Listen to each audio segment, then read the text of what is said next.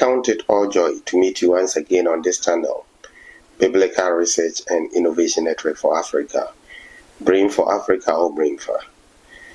This is one of the series in Christian missions or missiology, and this happens to be one of the lectures that I give to my students here at Christian Service University in Kumasi, Ghana.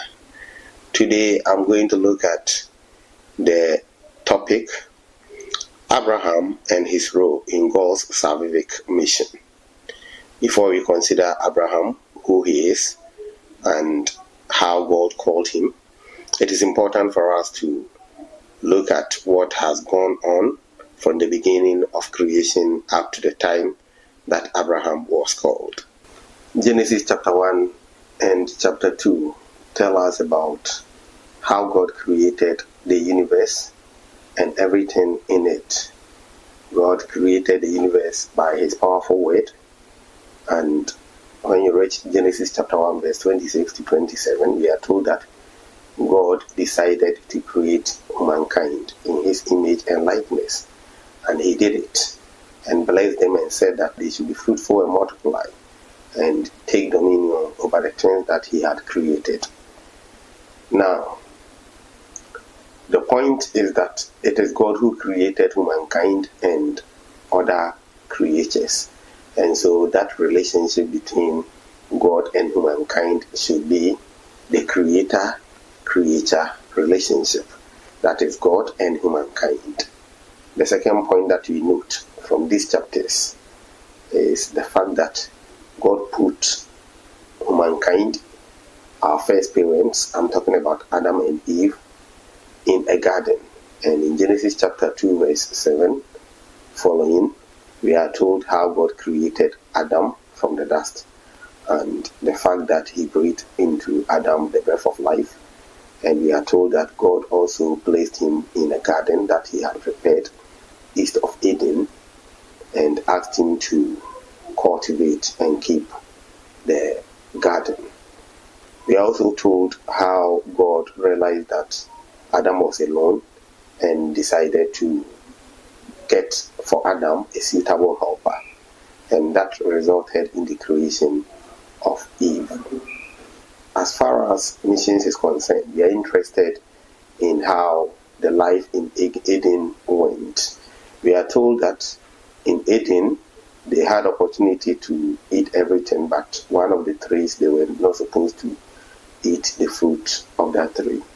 And when we move on to chapter 3, we read about how the devil, acting through the serpent, deceived Eve and Adam to eat the fruit. Later, when God was coming to interact with humankind, I'm talking about our first parents, as he used to do, he came and Adam had run away. He called, Adam, Adam, where are you? And Adam had hidden himself from God. And so God knew that Adam had eaten the fruit. The consequences were that the human divine relationship, God's relationship with humankind, was affected or was broken.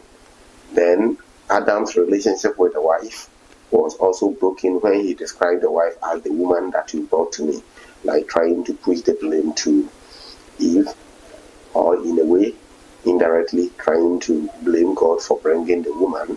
It also indicates the breakdown of the relationship between Adam and his wife. The curse on the ground signifies the fact that Adam's relationship with the environment was also affected. This and other effects of sin became something that we needed to work on. But God then promised a Savior in Genesis chapter 3 verse 15. And this is what is known as the Proto-Evangelion.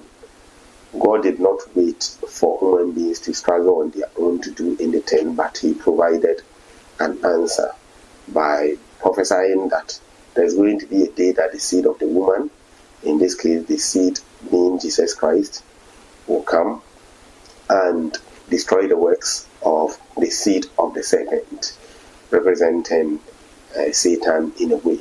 So the point is that what had started in a form of Satan acting through the serpent and deceiving mankind to bring about a big problem, that work that the devil had started was going to be destroyed completely and finally by the seed of the woman. Theologians say that it points to the virgin conception or the virgin birth of Jesus, in the sense that the seed of the woman, the man did not play a role in the conception of the Messiah, or the man was not supposed to play a role in how the seed will come to be.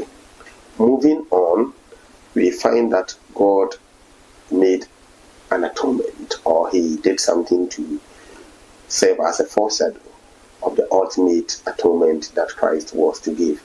And what he did was that he killed an animal and then removed the skin and used the skin to cover the shame of Adam and Eve.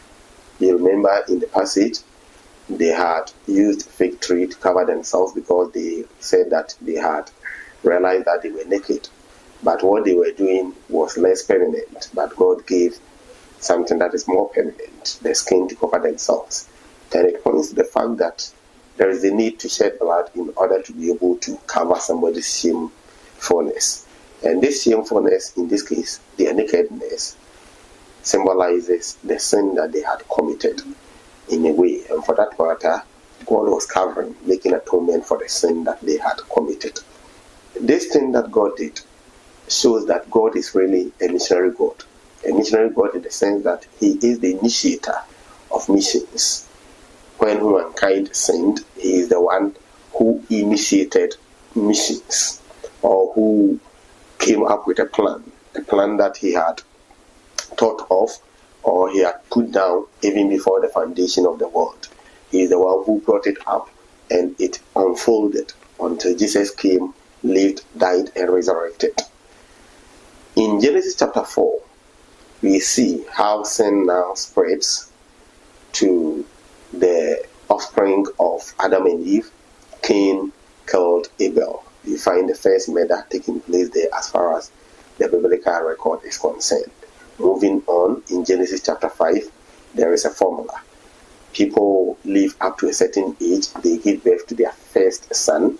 Then we are told that they give birth to other sons and daughters and live a number of years in addition, and in total they live so and so years, and we are told that they die.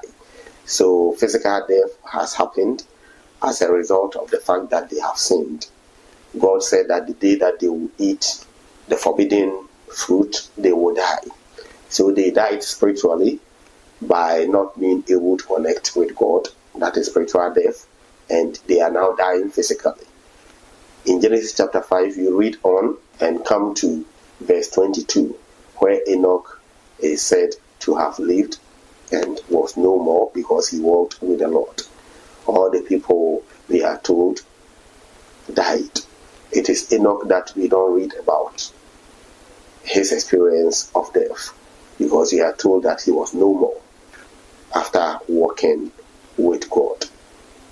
One then moves to Genesis chapter 6, where we are told that as time went on, sin spread, and it became so intense that God felt some pain that he had even created human beings.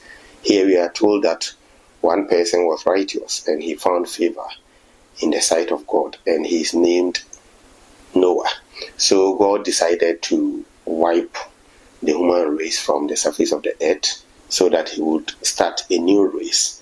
And this new race that we're talking about was going to be started through Noah and a few of his relatives.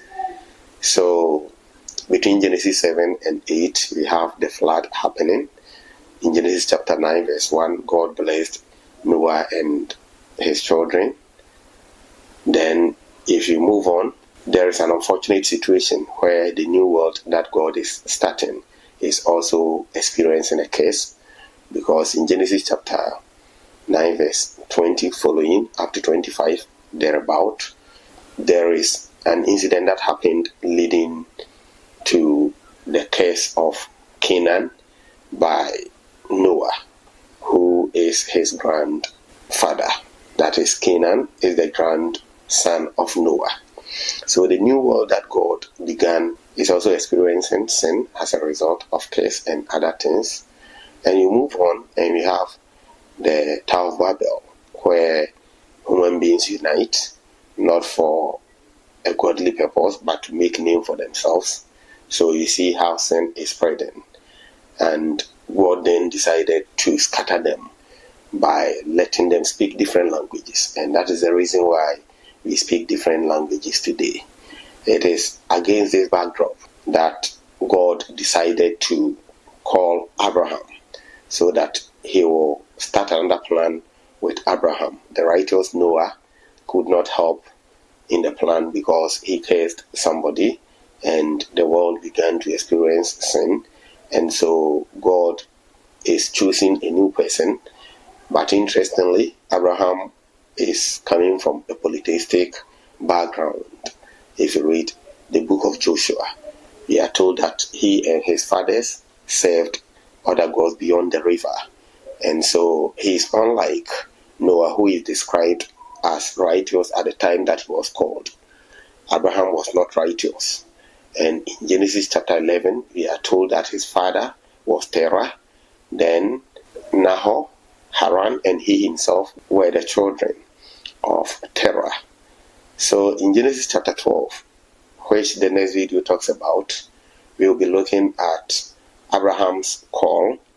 Initially he was Abram, before the name was later changed to Abraham. So we will look at how he moved, how he was obedient to God, and some points in his life that show that he is really a person of faith. So in this video, what I've done is to give a background of Abraham's call, what has gone on before his call. And the next video is now going to consider his story so that we will know how he also played a role in God's salvific plan. God richly bless you for watching. Bye for now.